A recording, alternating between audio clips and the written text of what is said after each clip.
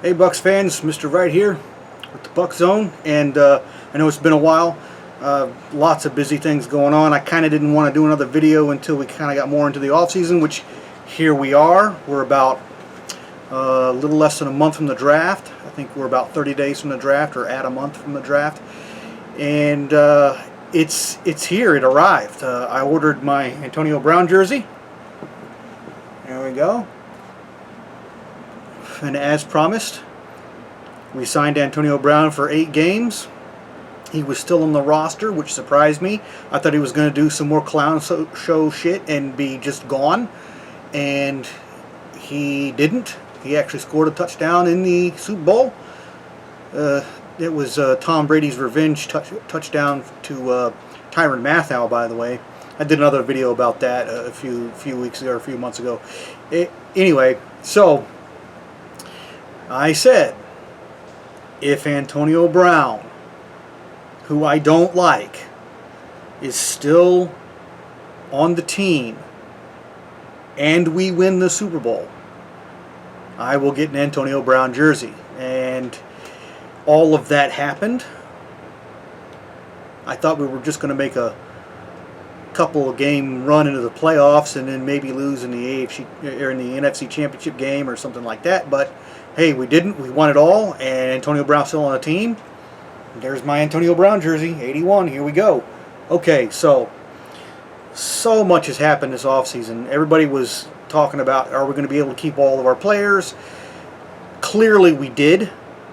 That was kind of surprising. Right now, I guess we're just waiting on Antonio Brown, and I think what's going on with Antonio Brown is this. I think Antonio Brown is waiting to get his legal stuff kind of sorted out a little bit, because apparently he's gotten offers from other teams. Like there's a few other teams that are interested. I know Seattle is interested.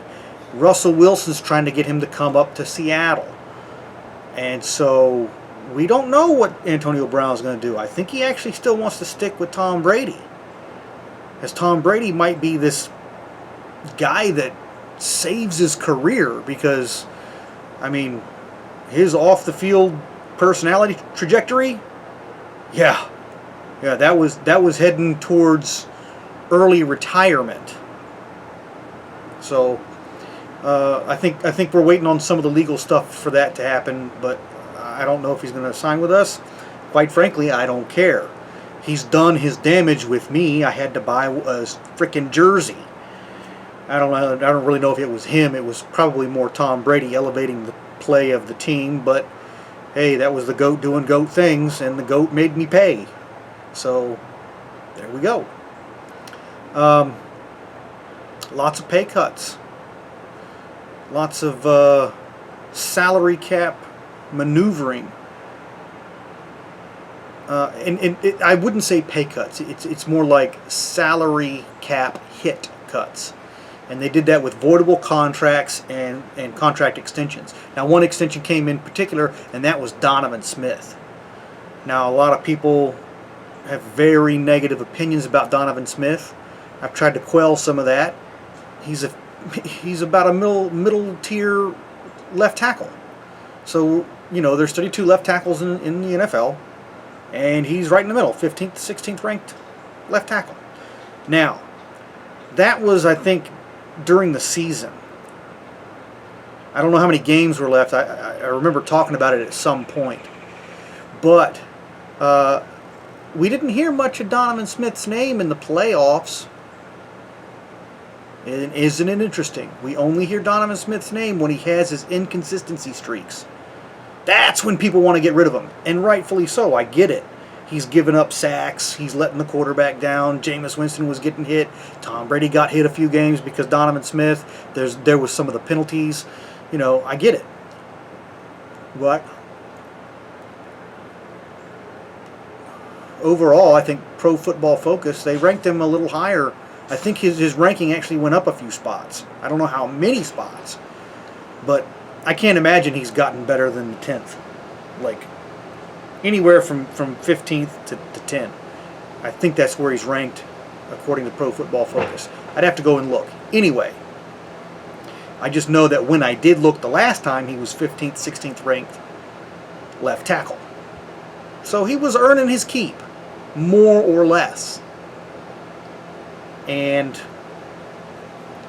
I think the New Orleans Saints, Hendrickson and Cam Jordan and all them, they were the guys that gave him the most trouble because they were the most familiar with him on a consistent, regular, year-in, year-out basis.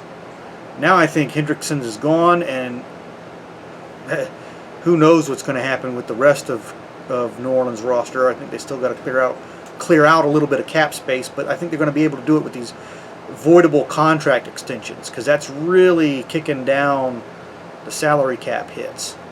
And so we're gonna find out how different their team really is,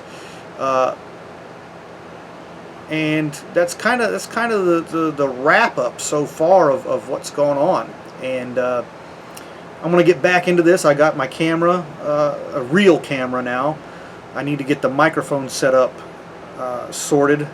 I was testing it out a few days ago, and good grief, man, it was driving me bonkers. If there's one thing, I'm a video guy, right? So I know how to do, camera setups and what you're supposed to look for and all this stuff. And so one of my big bugaboos is the sound. You can have the best image in the world, and if the sound is bad, everybody's going to think it's a bad video, no matter how beautiful the image looks. You got bad sound, that's a wrap. It just is. So I get real particular about the sound. As a matter of fact, as soon as I get done with this, I'm going to listen to the sound on this video and see if I like it, see if there's any stupidness going on, because that'll really just drive me nuts.